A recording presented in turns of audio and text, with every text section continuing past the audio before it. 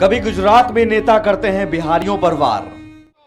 બહારના જે બધા આવે છે અહીંયા ક્રાઇમ કરે છે સાહેબ, ગુનાખોરી વધી છે, ગામડાઓ જોડેના ઘર્ષણો વધ્યા છે, સામાન્ય ગામડાના લોકોને મારે છે અને ક્રાઇમ કરી અને પાછા ત્યાં જતા રહે છે। તો એવા લોકો માટે અહીંયા અમારું ગુજરાત છે। कभी गुजरात में सियासी गुंडे करते हैं प्रहार।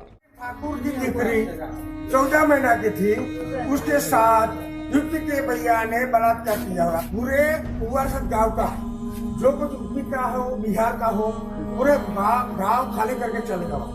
प्रेम से कहने आए, मैं ओनली फॉर आज वार्निंग देने आया हूँ, कोई यूपी के बिहार के कोई लोग मेरे गांव में नहीं चाहिए।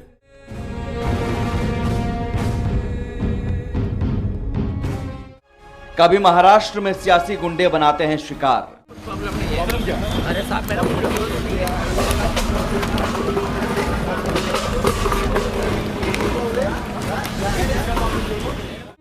कभी असम में बिहारियों पर होता है अत्याचार।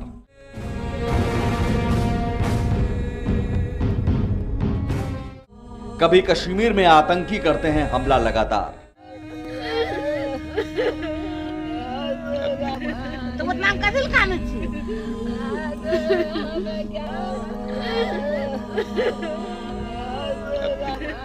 नाम का दिल खाने नंबर के गुलगप्पा बेचता था सर, गुपचुप जो नाम कहलाता था, वही कमा कर भेजता है। हम लोग खाते पीते हैं सर, और कुछ नहीं है। हमार बेटा खत्म भए गेल बाबू, कश्मीर गला काम करेला, कश्मीर ले गेले लोग सब काम करावेले। अब पंजाब सीएम का यूपी बिहार पर जुबानी वार। ओ भाई पंजाबियों दी नो है प्रियंका गांधी,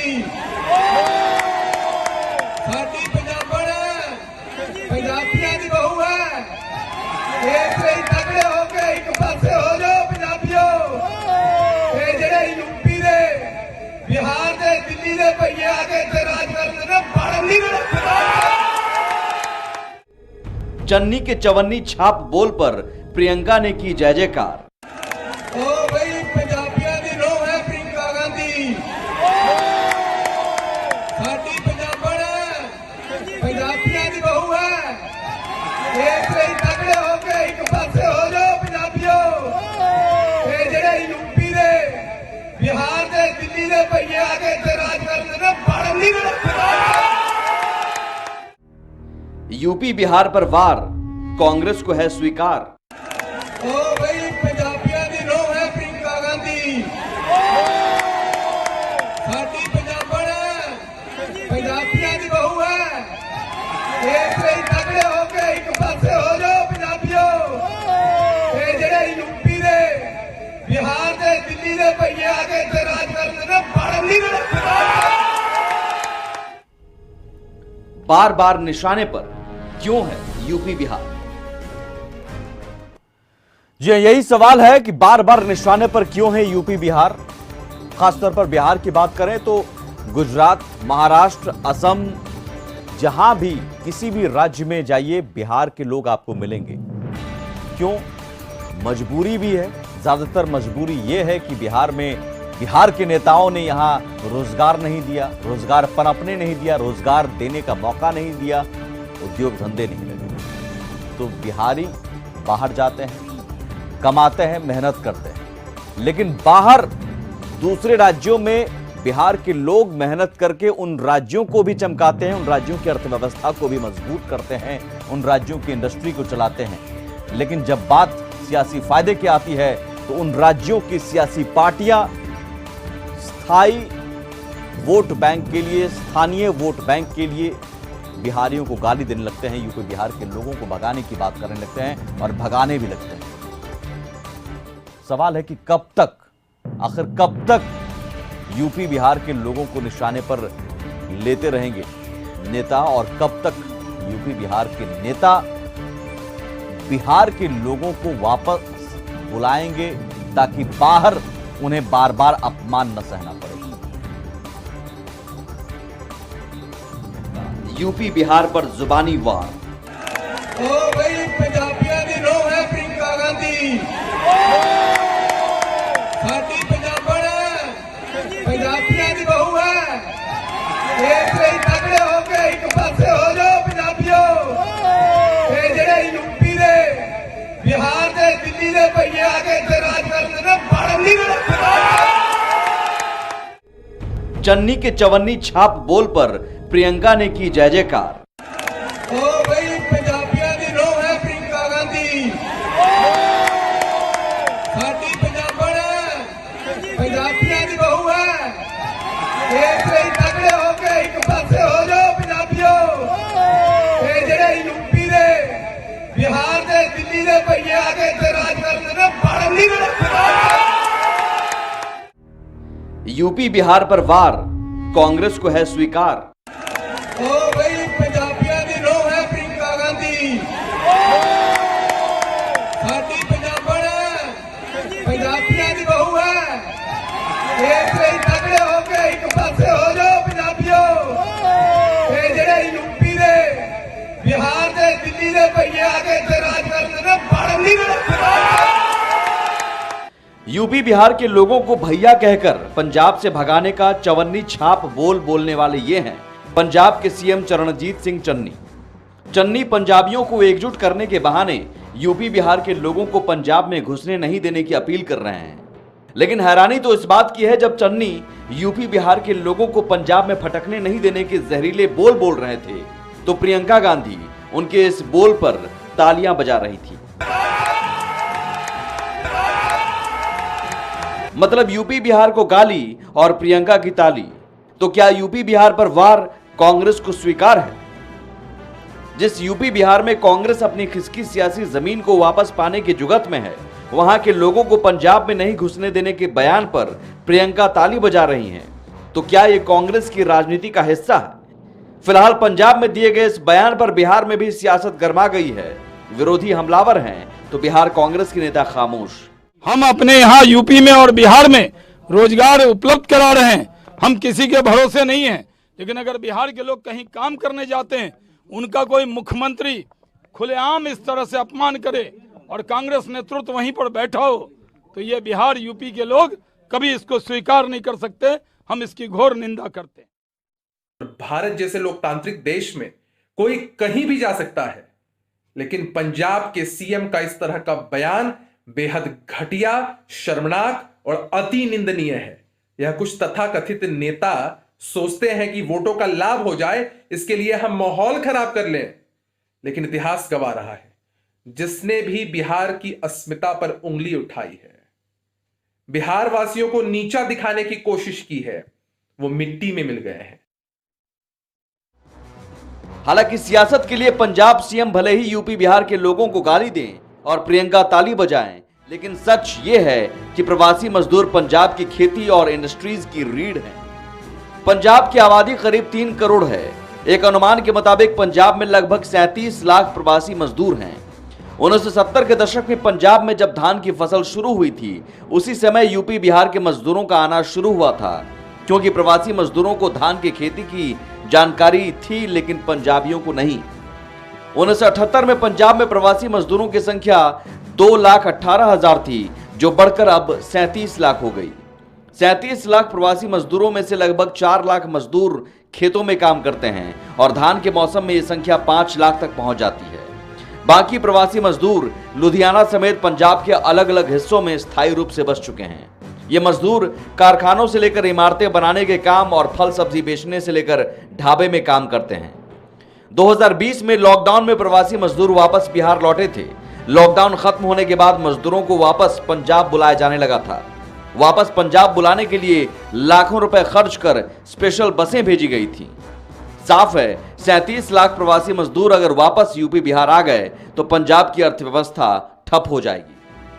सवाल है कि यूपी बिहार के जो प्रवासी मजदूर पंजाब चलाते हैं, उसी यूपी बिहार के लोगों को गाली देकर पंजाब के सीएम चरणजीत सिंह चन्नी और प्रियंका गांधी को लगता है कि वो चुनाव जीत लेंगे। यूपी बिहार को गाली देने वाले कांग्रेस किस मुंह से यूपी बिहार में वोट मांगेगी? वैसे पहली बार नहीं है जब यूपी बिहार के लोगों को दूसरे राज्य में नेताओं ने सियासी फायदे के लिए निशाने पर लिया है। इससे पहले गुजरात में वर्तमान में बीजेपी नेता और तत्कालीन कांग्रेस नेता अल्पेश ठाकोर ने बाहरियों को भगाने की बात कही थी। બહારના જે બધા આવે છે અહીંયા ક્રાઇમ કરે છે સાહેબ, ગુનાખોરી વધી છે, ગામડાઓ જોડેના ઘર્ષણો વધ્યા છે, સામાન્ય ગામડાના લોકોને મારે છે અને ક્રાઇમ કરી અને પાછા ત્યાં જતા રહે છે, તો એવા લોકો માટે અહીંયા અમારું ગુજરાત છે। इस बयान के कुछ दिनों बाद एक बच्ची से बलात्कार की घटना को लेकर यूपी बिहार के लोगों के साथ मारपीट की गई और वहां से उन्हें भगाया जाने लगा था। ठाकुर की दिकरी 14 महीना की थी, उसके साथ यूपी के भैया ने बलात्कार किया। पूरे उवरसद गांव का जो कुछ यूपी का हो, बिहार का हो, पूरे गांव खाली करके चले गए। प्रेम से कहने आए, मैं ओनली फॉर आज वार्निंग देने आया हूँ, कोई यूपी के बिहार के कोई लोग मेरे गांव में नहीं चाहिए। सियासी गुंडे खुलेआम यूपी बिहार के लोगों को गुजरात से भागने की धमकी दे रहे थे। इससे पहले महाराष्ट्र में भी राज ठाकरे के गुंडों ने कई बार यूपी बिहार के लोगों के साथ मारपीट की थी। असम में भी बिहारियों की हत्या और उन पर हमले की घटनाएं हो चुकी हैं। सवाल है कि आखिर सियासी फायदे के लिए बार बार निशाने पर क्यों आ जाता है यूपी बिहार। ब्यूरो रिपोर्ट, कशिश न्यूज।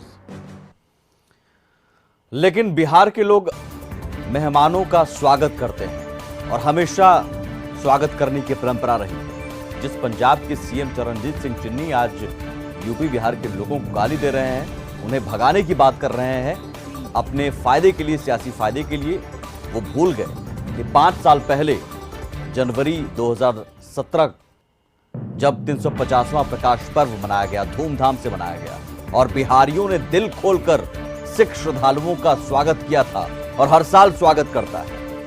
ये बिहारियों के पास बड़ा दिन है। नेताओं के पास जहरीले बोल होते हैं, इसलिए नेताओं को, ऐसे नेताओं से सावधान रहना जरूरी है और ऐसे नेताओं को सियासत से हटाना जरूरी है, क्योंकि कहीं भी लोग कहीं भी जा सकते हैं देश भर में काम करने के लिए। और सच तो ये है कि बिहार में सबसे ज्यादा लोग पलायन करने को मजबूर हैं क्योंकि यहां रोजगार नहीं है। आंकड़ों के मुताबिक 44 से 50 लाख की संख्या में बिहार के लोग हर साल दूसरे राज्यों में काम करने जाते हैं। 58% परिवार ऐसे हैं बिहार में जहां से कम एक व्यक्ति बाहर जाता ही है।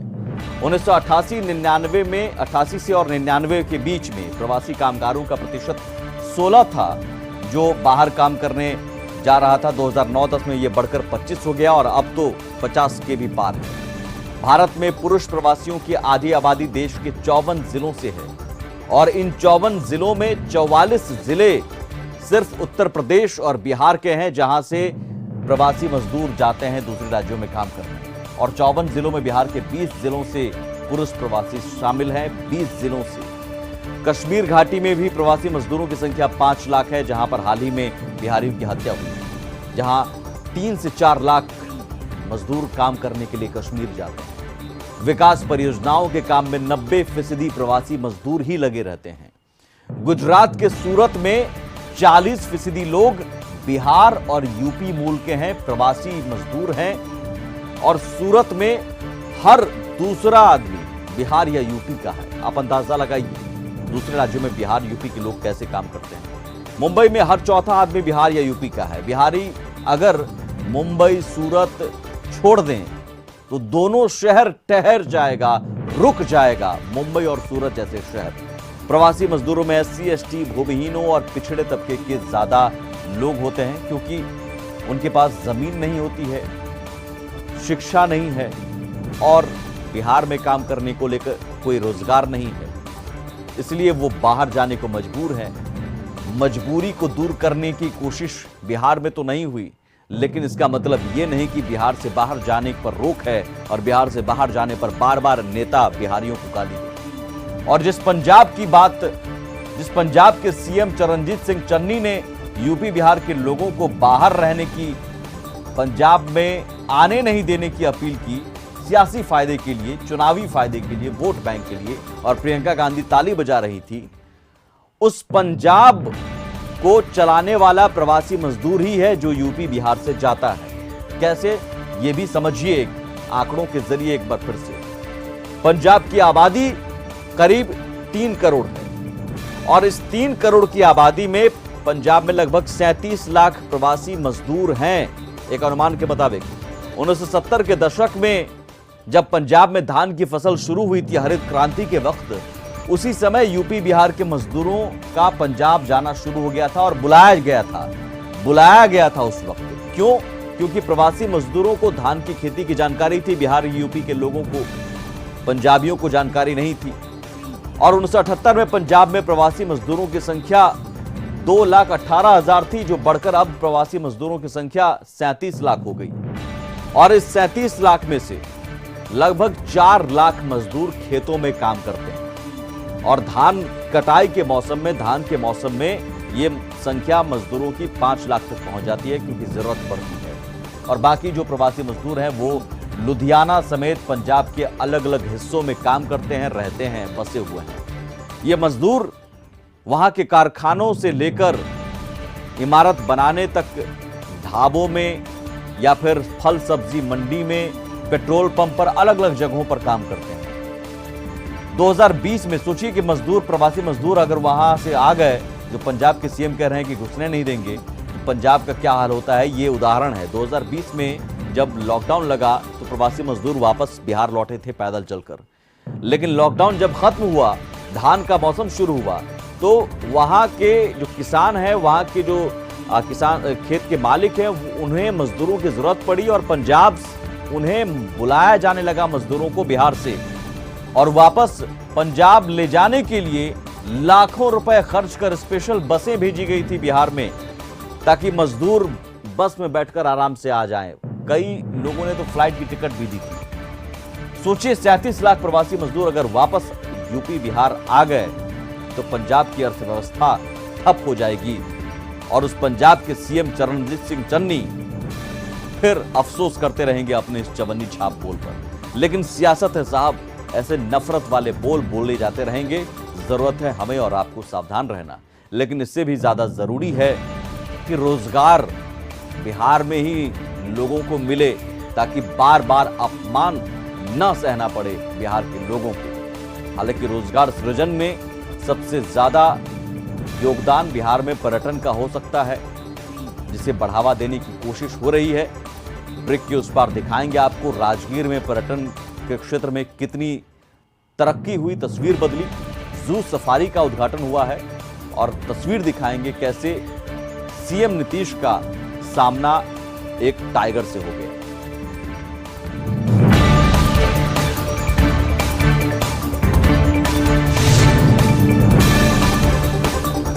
स्वागत है आपका। आप देख रहे हैं बात सपाट और अब बात जेडीयू की कर लेते हैं। क्या जेडीयू में सब कुछ ठीक ठाक है? ये सवाल इसलिए क्योंकि जेडीयू का अंदरूनी विवाद अब सतह पर आता नजर आ रहा है। 1 मार्च को सीएम नीतीश कुमार का जन्मदिन है और जन्मदिन मनाने और सदस्यता अभियान को लेकर ललन सिंह और आरसीपी सिंह ही आमने सामने। आज तक 5 दिन पहले 11 फरवरी को आरसीपी सिंह ने नीतीश के जन्मदिन 1 मार्च को मनाने और सदस्यता अभियान की शुरुआत करने का ऐलान किया। लेकिन अब राष्ट्रीय अध्यक्ष ललन सिंह ने कह दिया है कि साल 2005 से ही मुख्यमंत्री अपने जन्मदिन पर कोई ऐसा काम करते नहीं आए हैं। जेडीयू की ऐसी कोई संस्कृति नहीं है। मुख्यमंत्री को भी ऐसी चीजें पसंद नहीं है कि उनके जन्मदिन पर कुछ विशेष किया जाए। दूसरी पार्टी को देखकर यह परंपरा जेडीयू में शुरू की जा रही है, वो ठीक नहीं है। दोनों नेताओं के बयान सुनिए। हमारे नेता नीतीश बाबू ने जो बिहार में काम किया है, बिहार का जो मान सम्मान बढ़ाया है, उसको हर एक के घर घर तक पहुंचाना है। और इसके लिए हम लोग, जो हमारे जितने भी बिहार में गांव हैं, जितने भी हमारे पंचायत हैं, जितने भी हमारे नगर निकाय हैं, सब जगह हम लोग साल भर कार्यक्रम चलाएंगे। और कार्यक्रम क्या होगा? कार्यक्रम यही हम लोग चलाएंगे कि हम लोग के नेता का जो एक व्यक्तित्व है, जो हमारे नेता का एक जो कृतित्व है, जो काम किया है, और साथ भी हमारे नेता का जो एक नेतृत्व मिला है बिहार को। और उससे भी बड़ी बात, आप सब जानते हैं कि पूरे देश में, दुनिया में जाइए तो नीतीश बाबू को लोग क्या कहता है कि बहुत शानदार वक्ता हैं। तो जो व्यक्तित्व है उनका, इन चारों चीज़ों को हम लोग घर घर तक ले जाएंगे। 2005 से आदरणीय नीतीश कुमार जी बिहार के मुख्यमंत्री हैं और 2005 से आज तक उन्होंने कोई जन्मदिन नहीं मनाया। आज तक 2005 से लेके आज 2022 है, 17 वर्षों में कोई भी कार्यक्रम उनके जन्मदिन के नाम पर नहीं हुआ। हमारी पार्टी जनता दल यूनाइटेड, जो हम लोग की पार्टी है, जिसके सम्मानित नेता आदरणीय नीतीश कुमार जी हैं, उस पार्टी की यह संस्कृति है ही नहीं। हम लोग उस संस्कृति में विश्वास नहीं करते हैं। कई पार्टियां हैं जो इस संस्कृति में विश्वास करती है। उन पार्टियों को देखा देखी, उसको देख के हम लोग उस संस्कृति को शुरू करने वाले नहीं हैं, और माननीय मुख्यमंत्री नीतीश कुमार जी भी इसको पसंद। चलिए अब आपको दिखाते हैं जब सीएम नीतीश कुमार का टाइगर से सामना हुआ। जी हां, सीएम नीतीश कुमार राजगीर में जू सफारी का उद्घाटन करने पहुंचे, और जब सीएम सफारी पर निकले तो उनका सामना बाघ से हुआ। और देखिए, रास्ते में 2 बाघ बैठे हुए थे और इस दौरान सीएम ने तालियां भी बजाई।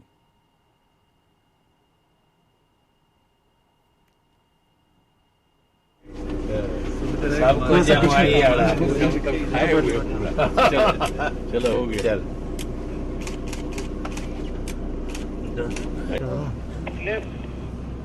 चल चारों यहीं पे इसमें हाँ है एक चीज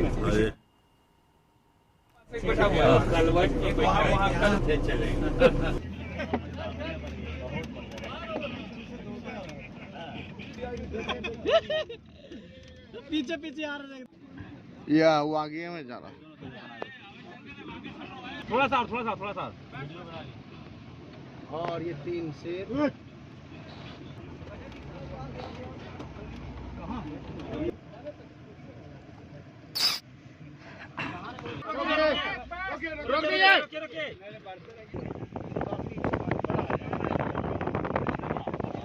रुके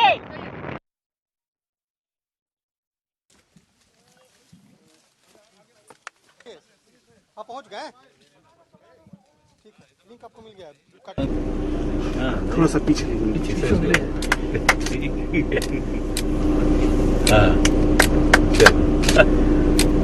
अभी खा पी के मस्त है, आप ही हो रहा है सब कुछ हमारी आ रहा है। चलो हो गया। चल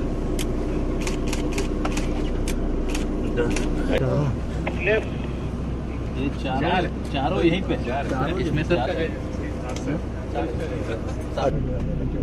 हाँ है एक चीज वहाँ भी सीढ़ी के पास एक बैठा हुआ है। और चलिए इसी के साथ बात सपाट में आज बस इतना ही।